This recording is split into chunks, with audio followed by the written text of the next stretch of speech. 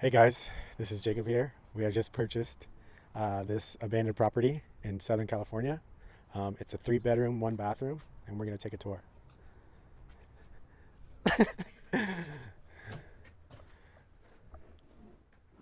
So, as you can tell, this was not, nobody was living in here very recently. But, I mean, we still paid $571,000 for it. But I think there is a lot of potential to clean it up. So, here we have our kitchen. Everything needs to be gutted. We're going to be putting in some new windows, like I mentioned. Uh, it's seen its better days. So we have first room, laundry room on our left, exterior door all boarded up. Water heater looks in fine condition. And then on our right over here across this hallway, we have our first bedroom. Once again, nobody was living in here. Windows all broken, all boarded up. We're just looking to clean it all up, turn it into an investment property, add a few units to the back. Um, I think this is not the easiest to work with, but it's harder to come by good deals these days. And then we have a second bedroom on this right. And for those of you who don't know, homes like this would not be financed by any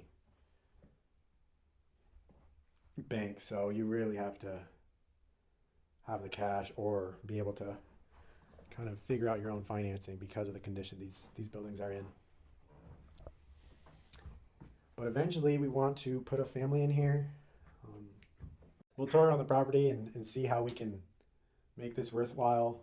A little spooky. I think before they had some squatters in here. It smells like pee. It smells like rats. It was definitely sketchy the first time walking in here. But 3 bedrooms, 1 bathroom in Southern California is not the worst thing ever. Despite the poop everywhere, and despite the quality of this one, it's something we can work with. So from the exterior, it looks like we have some ivy growing on there. Need brand new windows, but the backyard is something we really like because, like I mentioned, the goal is to expand it, build some more units, add some more housing. That way families have a place to live and utilize all this extra space, clean it all up. As you can see, there's plenty of space on the side here to go that way towards the neighbors. There's plenty of space over here in the backyard to use this detached garage, add some living space, and as well as over here, kind of this general area, adding some more living space. So all in all, $571,000 for this piece of land. It does look scarier than it is. As we saw, all the windows are boarded up. And then if you were to look in the garage, there's more mattresses and random stuff in the garage. All right, guys, my name is Jacob. My brother and I are general contractors, and we want to show you guys what it takes to refurbish a property. We also want to show you guys the numbers as to how much it's going to cost to get this investment property up and running. As you can see, this is the bottom of the barrel type stuff, and we are looking to potentially earn some money off this and get some families living under this roof, as well as some extra families in the back. As a general contractor, we know what it takes to essentially build. We know the costs. And my brother and I came across this property. Nobody else wanted it. But once again, we weren't afraid to get our hands dirty. And we want to bring you guys along and show you what it takes. We want to show you guys the numbers of how much we put into this property, how much we paid, all the expenses, and then see how much at the end of the process, how much we can take out. And we can talk about all the deep dive on the financing and all that stuff in another video. But we want to bring you guys along and to show you actually what sort of money is spent on this rehab stuff, because a lot of people are kind of left in the dark with their general contractors as to what it takes to actually get something like this up and running. And so when working with this worst case scenario type stuff, it's going to be pretty eye-opening to see, okay, X, Y, and Z, and this is what we need to do in order for this to happen. Once again, the plan right now is to get this 3 bedroom, 1 bathroom up and running, get some tenants in here. Meanwhile, we are working on the permitting process with the city to get two attached additions to this back, 2 bedroom, 1 bathroom, and a 1 bedroom, 1 bathroom. And that detached garage is eventually going to become its own 2+1 ADU. So in total, this lot right here is going to hold 4 units. And at the end, we're going to see, okay, if our numbers come out as we expect them to, how much we will be cash flowing at the end of the day. My brother and I will be taking you guys along this process of rehabilitating it and getting it back to rental ready. Day 2, we just closed on the property. Already starting to do the demo, get all the old trash, everything that was all messed up. Yeah, we're just going around, cleaning everything, pulling up all the old carpet. You got hardwood floors under the carpet, but we're probably just gonna end up putting LVP. I mean, yeah, house is pretty gross, to be honest. Just a lot of, it's been vacant. Neighbor said it's been vacant for like 3 years. So, you know, we got squatters coming in, people doing whatever pretty much for 3 years at this house. Yeah, so we're just started from the family room, kitchen, kind of slowly making our way to the back, little by little. We're on our second trailer already. We're able to knock one out in the morning when we started today. Good thing is there's nothing too major as far as structurally. None of the floors seem they all seem pretty solid. There's not too many soft spots. Cool little 3+1, just, you know, needs some love, needs a little TLC. So we'll just continue at it. Goal for the day is just get all the carpets gone, all the trash cleared out. That way we can just assess the structure of the whole house, make sure everything's, you know, good. Goals for now, timeline's pretty much demo, get everything cleaned up, and then come in, start building out the restroom, the kitchen, start touching up all the drywall, fix all the cracks in the ceiling, and then we're gonna retrofit some new windows and go on from there. Okay, so we're here, day 3 of close, day 2 of pretty much work. So far, a lot of the demo happened yesterday, which is nice. Got to get everything that done. We were able to demo the kitchen, all the floorings, old carpet's been taken out, casing some of the doors. We're gonna get rid of, cancel some of the doors. We'll do the layout, all new layout. We'll address some of the rotted termite wood, get that out of there. Repipe, rewire, just to be safer, on the safe side. We do plan on renting this out.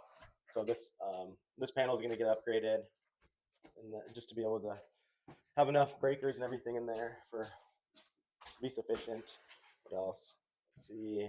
Just kind of reinforcing some of the floor, took out some of the rotted stuff. We're gonna still address some of the bad work that was done before.